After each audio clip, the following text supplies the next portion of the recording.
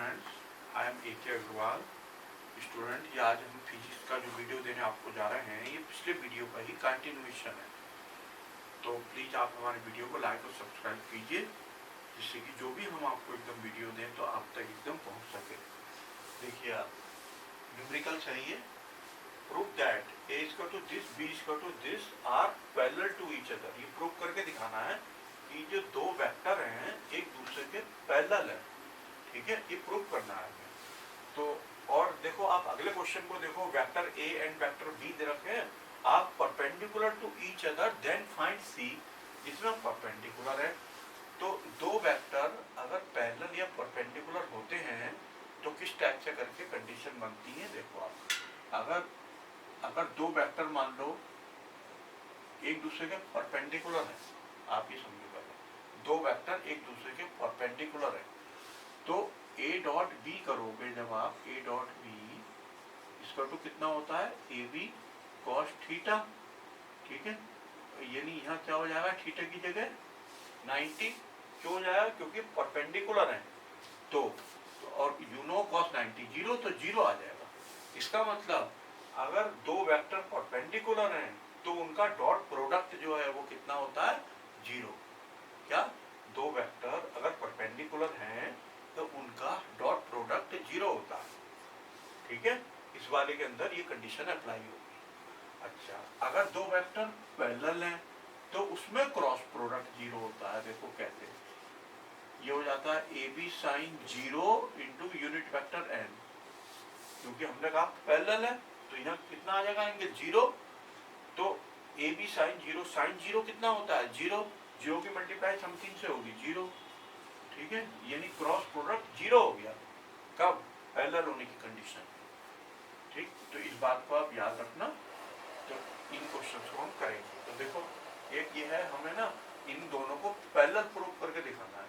इसका मतलब हम इनका क्रॉस प्रोडक्ट जीरो कर देंगे। तो देखो first answer number first A be given है, तो हम ए क्रॉस बी जो है करेंगे।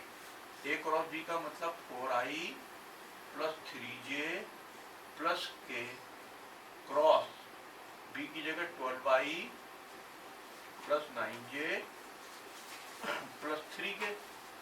ठीक है, ये हुआ तो ठीक है। इसका i j k। ठीक है, 4 3 1 12 9 3 इनके कोफिशिएंट लिख लिए। 4 3 1 4 3 1 12 9 3 12 9 3। इसको सॉल्व करना है। आई छोटी छोटी डिटरमिनेंट बना लेंगे, माइनस जे अब प्लस का के। ठीक है, आती है आगे आपको सॉल्व करना आप जीरो आ जाएगा। जीरो आ जाएगा तो इसका मतलब प्रूव हो जाएगा। जब क्रॉस प्रोडक्ट जीरो है तो क्या प्रूव हो जाएगा कि दोनों क्या है पैरेलल है। देखो हमने लिख के दिखा रहा है, दो वेक्टर अगर पैरेलल होते हैं तो उनका जो है क्रॉस प्रोडक्ट जीरो होता है। क्लियर? इसको कर लेना आप अपने आप, सॉल्व कर लेना।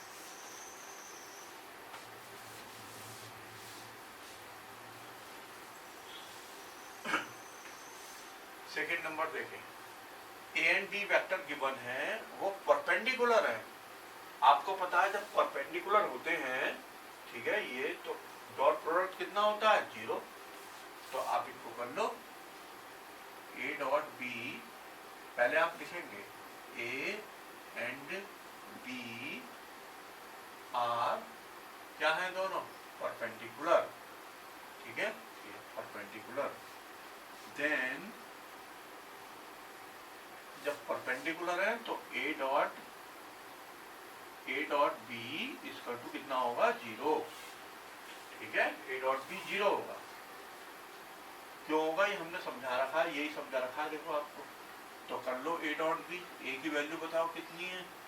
ए की वैल्यू है i plus C j plus 5k dot 2i plus j minus k इसका टू जीरो। ठीक है, अब देखो इसमें आई वालों की मल्टीप्लाई कर दो 2 प्लस सी -5 इक्वल टू 0, तो c इक्वल टू कितना हो गया 3। ठीक हो गया, ये आंसर इस टाइप से। नंबर 3 देखो आप, नंबर 3 में क्या कह रहा है वो, when a force of this, force given है F equal 5I plus 2J plus 3K newton, N लिख गया, एन मतलब न्यूटन। डिस्प्लेसमेंट कितना है D, 10I plus 12J plus 13K, ठीक है ना, इतना मीटर। वर्क डन W निकालना है, इसका तो क्वेश्चन वर्क डन, ठीक है।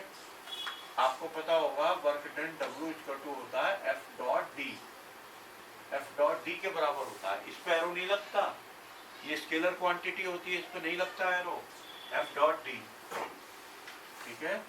तो बस कर देना आप इसका डॉट प्रोडक्ट कर देना, आंसर आ जाएगा जूल में, डायरेक्ट जूल हो जाएगा,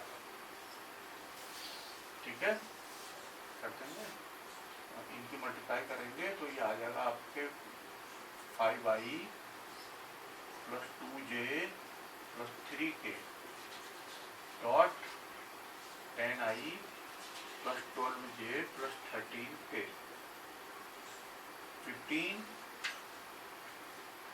24, 39, इतना जूल, ठीक है, जूल। तो बस सॉल्व करके इतना जूल कंप्लीट हो गए और करते हैं क्वेश्चन। तो क्या देखिए, 2 forces 6 Newton 8 Newton act at A point. 2 forces हैं, एक 6 न्यूटन का है, एक 8 न्यूटन का है। एक्ट एट ए पॉइंट, एक ही पॉइंट पर एक्ट करते हैं, मतलब एक ही पॉइंट पर लगते हैं, ठीक है। At an angle 90 degree to each other, एक दूसरे से कितने डिग्री के एंगल पर, 90 डिग्री के एंगल पर।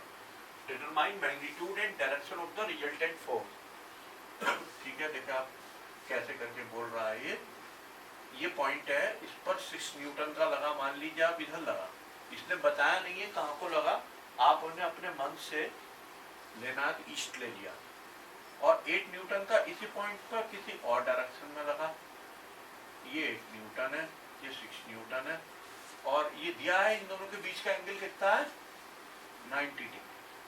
तो इनका रिजल्टेंट बताना है, ठीक है। तो इनका रिजल्टेंट बताना है, तो पैरेललोग्राम वाला मेथड है, उससे भी हम कर सकते हैं, या सिंपल जो होता है उस मेथड से भी कर सकते हैं।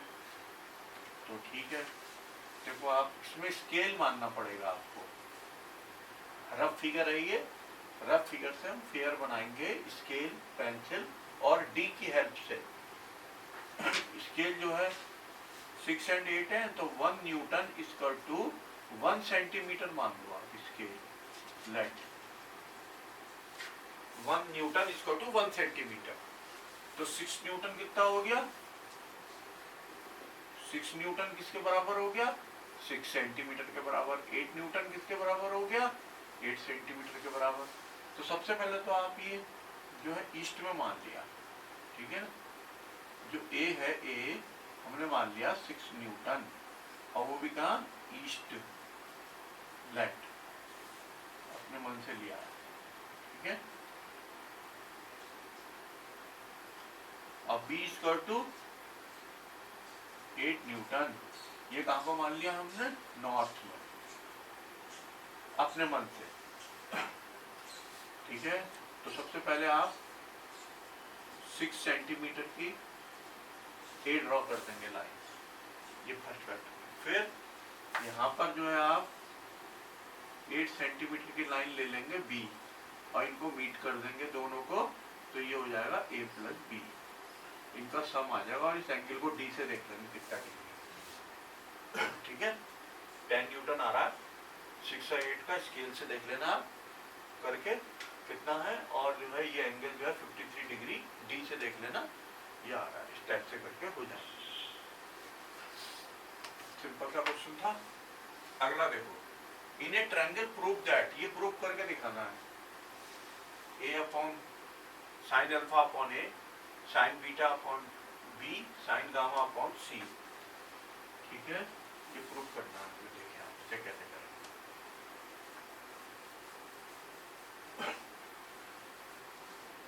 ये क्या कह रहा है, देखो आगे एक बात को और ध्यान करो। ए बी सी जो है साइड्स हैं और ट्रायंगल की alpha beta gamma opposite angles हैं उनके। ए के अपोजिट वाला अल्फा है, बी के अपोजिट वाला बीटा, मतलब इस टाइप से।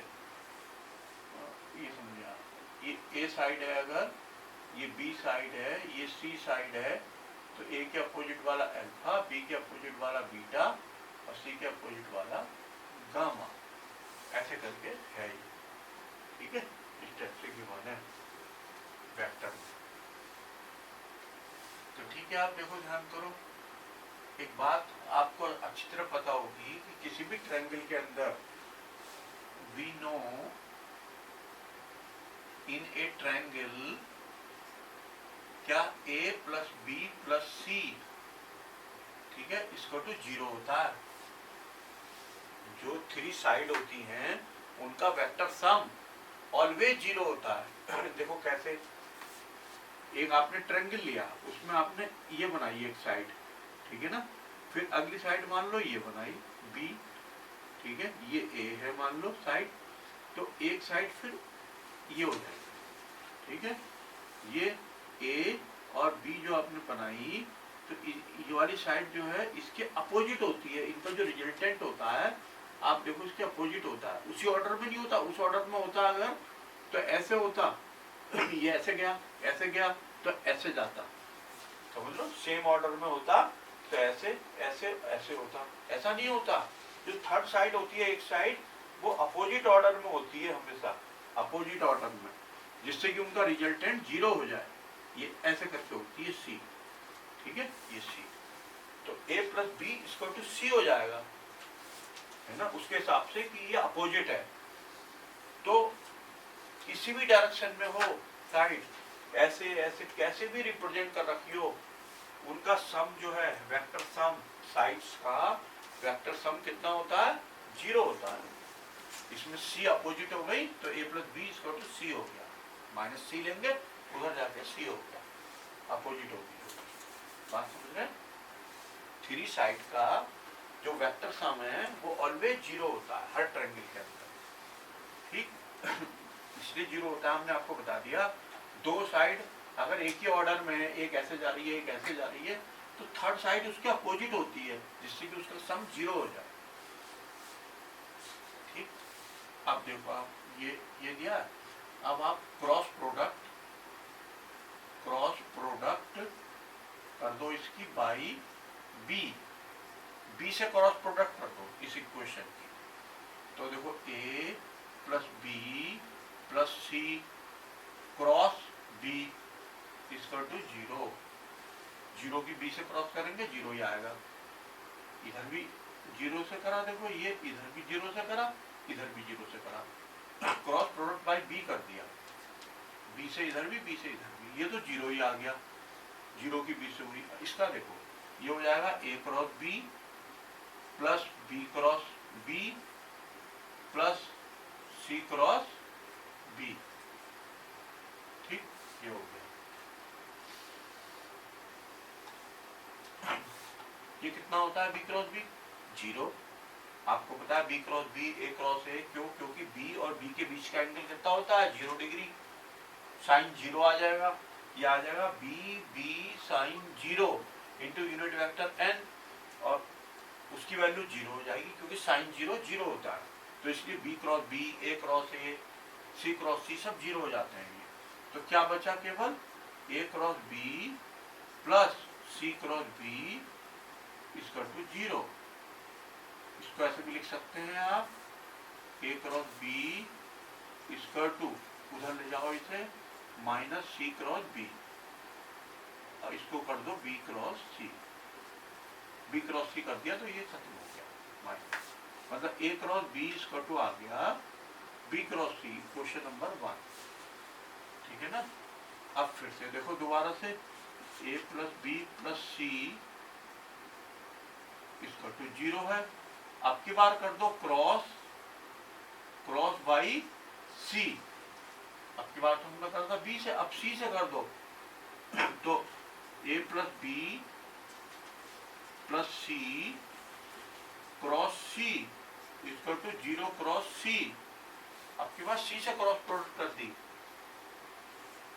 ए से भी कर सकते थे आप, ए से, जैसे एक बार आपने करी क्रॉस प्रोडक्ट बी से तो आप ए से कर देते, अगली बार बी से कर देते। ए बी सी होते हैं, एक बार ए से एक बार बी से कर दो, चाहे एक बार बी से एक बार सी से कर दो, सबसे आंसर आ जाएगा। ठीक है, तो ये तो 0 ही हो गया। इसकी देखो A cross C plus B cross C plus C cross C. C cross C कितना हुआ 0, तो क्या बचा बताएं आप, A cross C plus B cross C इसका टू 0। बी क्रॉस सी को उधर ले जाओ तो ए क्रॉस सी इसका टू बी क्रॉस सी है ना, बी क्रॉस सी को यहीं रहने दो और माइनस कर दो ए क्रॉस सी, तो ये हो जाएगा सी क्रॉस ए। ऑर्डर बन गया ना, A cross B, B cross C, C cross A, इसलिए करा उसको इक्वेशन 2। समझ आ गया अगर तक?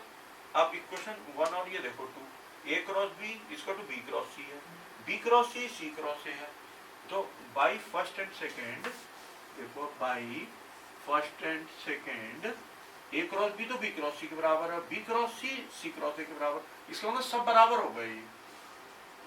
ए क्रॉस बी इसका टू बी क्रॉस सी इसका टू सी क्रॉस ए, सब बराबर हो गए। ठीक हो गया। अब ए क्रॉस बी इनका ले लो मॉड, जब ये तीनों इक्वल होगा इनके मॉड ले लो, मॉड का मतलब मैग्नीट्यूड, ये लगा दो बी क्रॉस सी, इस पे भी ये लगा दो सी क्रॉस ए, इसके ऊपर भी आप ये लगा दो। ए क्रॉस बी का मॉड कितना होता है बताएं, A B sine A B. ठीक है, जो ए बी के सी वाला जो होगा एंगल वो लोगे यानी गामा, साइन गामा।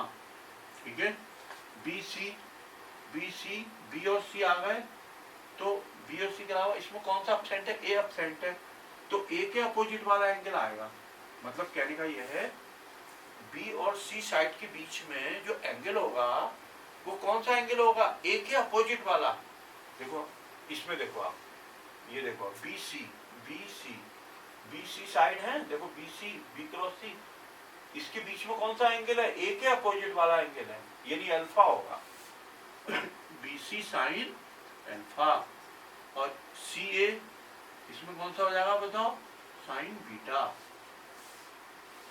ठीक है, इसको ए बी सी से डिवाइड कर दो, किससे, ए बी सी से divide, A B sine gamma upon A B C इसका to B C sine alpha upon A B C, C A sine beta upon A B C, C A से C ए cut गया, B C से B C cut गया, A B से A B cut गया, sine gamma upon C इसका to sine alpha upon A इसका to sine beta upon B. ठीक हो गया, ये प्रूफ करना था, देखो साइन अल्फा अपॉन ए आ गया, sine beta upon B sine gamma upon C. Simple सा है, जरूर करें आप इसे, इंपॉर्टेंट क्वेश्चन है, डबल एस मार्क कर लें क्वेश्चन को। ठीक है, बहुत अच्छा क्वेश्चन है। ठीक है, और कराते हैं। ठीक है, देखिए गिवन ए क्रॉस बी, देखो आप आंसर फर्स्ट, ए क्रॉस बी इसको तो 0 गिवन है, बी क्रॉस सी भी 0 गिवन है, तो प्रूव करना है ए क्रॉस सी जो होगा वो भी 0 होगा। ठीक है, तो ए क्रॉस बी 0 ये गिवन है, ए क्रॉस बी इसको टू 0, तो ए क्रॉस बी 0 का मतलब ये है, ए क्रॉस बी का फार्मूला बताया, इसका ले लो पहले मॉड। ठीक है, इसका ले लो मॉड, मतलब ये है ए क्रॉस बी का मॉड इक्वल टू 0, या डायरेक्ट ही हो जाएगा, ए क्रॉस बी का मतलब A B sine theta into unit vector N equal to 0, इसका मतलब sine theta equal to 0 upon A B into unit vector यानी 0। ठीक है, इसके इसका मतलब एंगल कितने डिग्री हो गया, एंगल 0 डिग्री। इसका मतलब क्या डिसीजन निकला, ए और बी आपस में क्या है, पैरेलल है। A and B, A and B are parallel. ठीक, ये डिसीजन निकला। बात समझ गया। A cross B, A B sine theta into unit vector N होता है। साइन थीटा को छोड़ के बाकी सबको जीरो के नीचे ले आया, जीरो आ गया, सब 0.something जीरो, तो थीटा निकल गया 0 डिग्री। जब थीटा 0 निकला, इसका मतलब ए और बी वेक्टर कैसे हो गए आपस में, parallel, A B are parallel. अब दूसरा ले लो, B cross C equal to 0, इसका मतलब बी सी साइन फाई, ठीक है, into unit vector N equal to 0, इसका मतलब sine phi equal to 0 upon B C into unit vector यानी 0, इसका मतलब फाई भी 0 डिग्री। इसका मतलब बी और सी भी क्या हो गए आपस में, बी और सी क्या हो गए आपस में, बी सी भी पैरेलल हो गए। अब देखो ए और बी भी पैरेलल है, बी और सी भी पैरेलल है, ठीक, तो इससे क्या डिसीजन निकला, since A parallel to B and B parallel to C, तो इससे डिसीजन निकला, सो ए पैरेलल टू सी, ये डिसीजन निकला ए सी के पैरेलल है।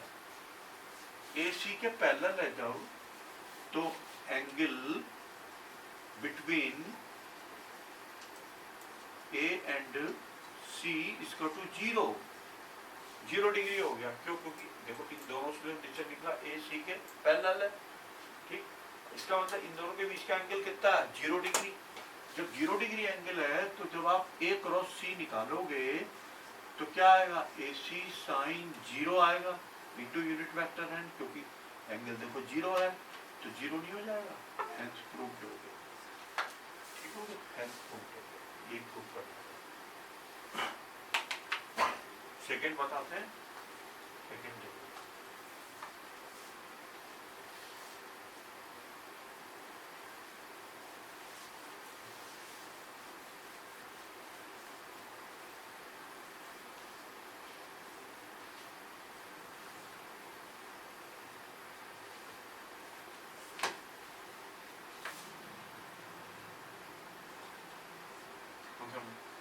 find the area of the parallelogram whose adjacent sides are this and this, ठीक है, तो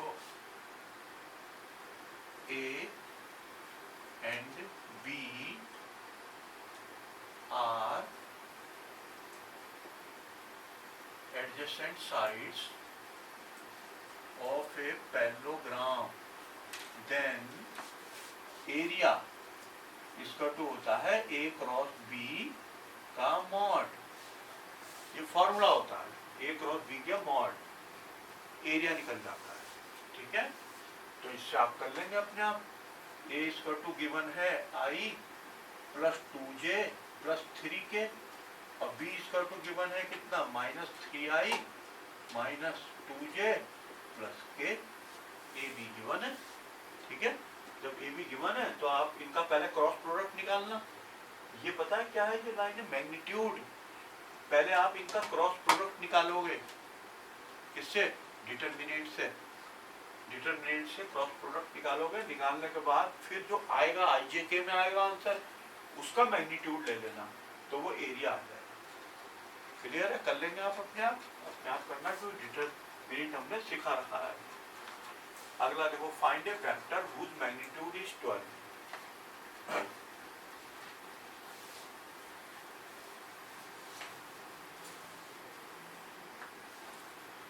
find a vector whose magnitude is 12, magnitude तो उसका 12 है वेक्टर का, ठीक है।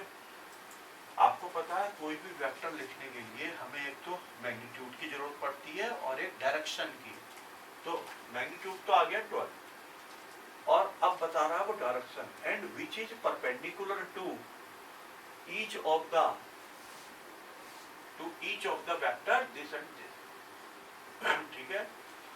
तो करेंगे, ये जो वेक्टर ए और बी है ना, ए और बी जो वेक्टर दिए हैं, इनका क्रॉस प्रोडक्ट निकालेंगे। ये जो दोनों वेक्टर हैं, इनका वेक्टर का निकालेंगे क्रॉस प्रोडक्ट। क्रॉस प्रोडक्ट की जो डायरेक्शन होगी, क्रॉस प्रोडक्ट की जो डायरेक्शन होगी वो क्या होगी, इन दोनों के ए और बी के क्या होगी, परपेंडिकुलर होगी। जब आप इनका क्रॉस प्रोडक्ट निकालेंगे, देखो A equal to B equal to ये है ए, आप डायरेक्ट ए क्रॉस बी करो, ए क्रॉस बी, तो आई जे के ये आया 2 3 -2 6 5 -2, ठीक है। तो ये हो गया आई माइनस जे प्लस के, 3 -2 5 -2, 2 -2 6 -2, 2 3 6 5, ये बन गया। इसकी इससे करी -6 प्लस का 10 आई माइनस जे -4 प्लस 12 प्लस के 10 -18, कितना आ गया 4i, ये है आपके 8 -8 जे और ये है माइनस का 8 के, ठीक है, या ए क्रॉस बी। तो इस ये जो ए क्रॉस बी आया, ये ए क्रॉस बी, कोई पूछेगा इसकी डायरेक्शन कहाँ है, ए क्रॉस बी की कहाँ को होगी, तो आप बोलोगे ये जो ए क्रॉस बी है ना, ये ए और बी दोनों का जो प्लेन है, जिस प्लेन में ए बी है, उसके परपेंडिकुलर, उसका परपेंडिकुलर उस डायरेक्शन में होगा, उधर को होगा, ए और बी दोनों के परपेंडिकुलर, ठीक है ना, या बोल दोगे plane containing perpendicular to the plane containing A and B. तो उसी डायरेक्शन में जो ए और बी का जो प्लेन है, उसके परपेंडिकुलर जो है, उसी में वो है वेक्टर, वो डायरेक्शन वेक्टर की है, ठीक है। तो हम, और डायरेक्शन का मतलब होता है यूनिट वेक्टर निकालना, यूनिट वेक्टर, तो हम इसकी ना यूनिट वेक्टर निकाल लेंगे इसका।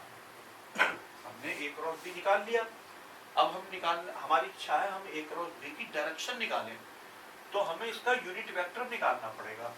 तो सबसे पहले तो इसका निकालना पड़ेगा मैग्नीट्यूड, ए क्रॉस बी का मैग्नीट्यूड, देखो ऐसे √4 का स्क्वायर प्लस -8 का स्क्वायर प्लस -8 का स्क्वायर, ये आ गया √16 64 64 √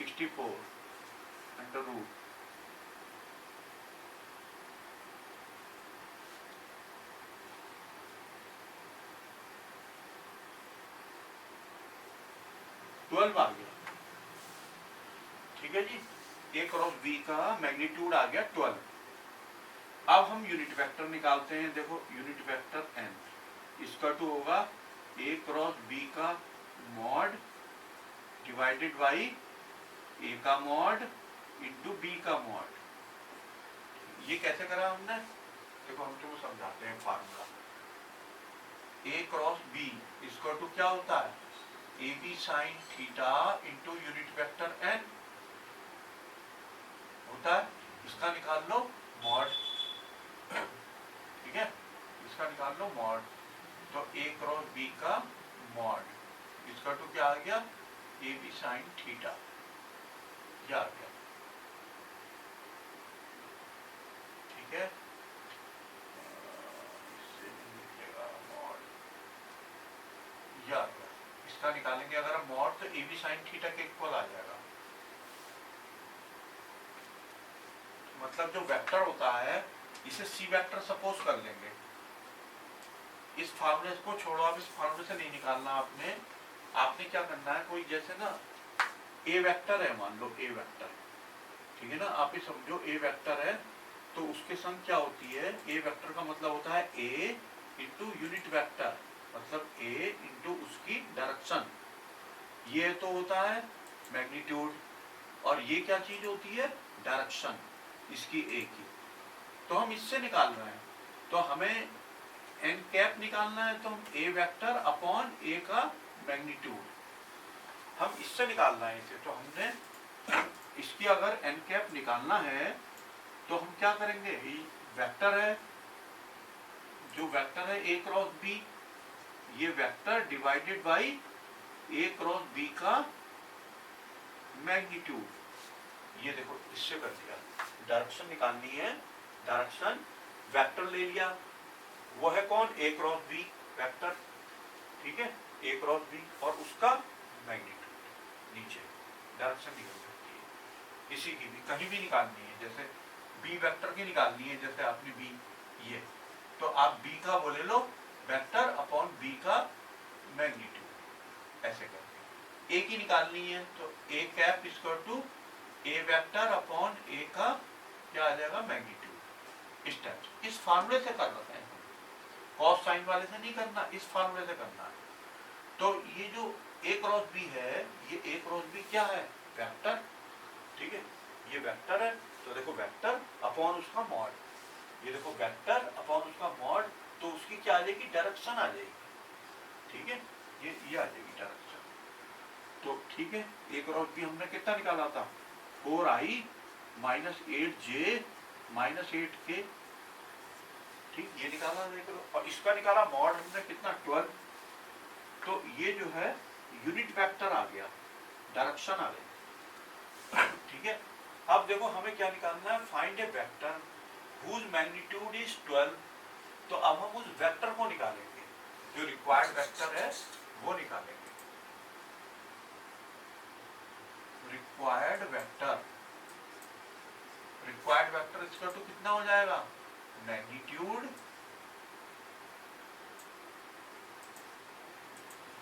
मैग्नीट्यूड इंटू डायरेक्शन, ये मैग्नीट्यूड इंटू डायरेक्शन, मैग्नीट्यूड कितना है 12, और वो कितनी direction 4i minus 8j minus 8k divided by 12, ठीक है, ये डायरेक्शन है। 12 से कटा 12, तो ये आ गया 4i minus 8j minus 8k, 4 common ले लो, i minus 2j minus 2k, या बात समझ में आ गई।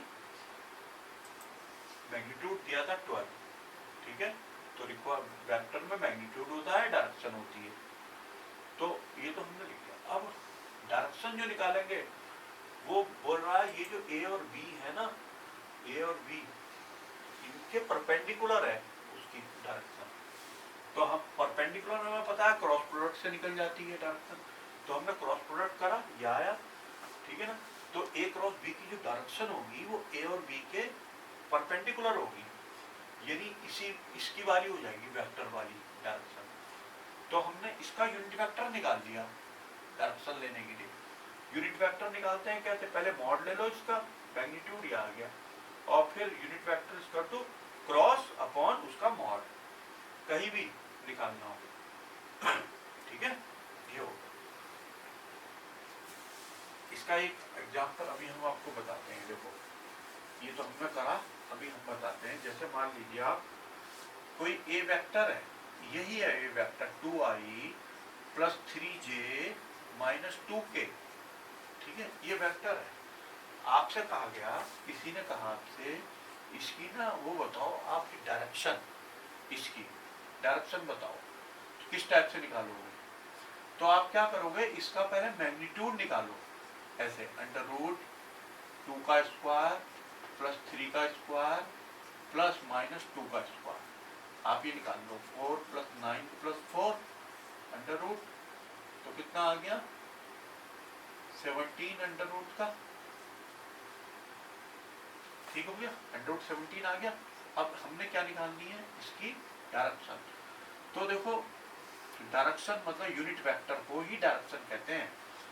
तो इसकी यूनिट वेक्टर को ए कैप बोलेंगे, ए कैप, इसकी ना ए कैप इसको तो होगा ए वेक्टर डिवाइडेड बाई ए का मैग्नीट्यूड, ये होता है ए कैप इसको टू, ए कैप डायरेक्शन होती है, यूनिट वेक्टर होता है।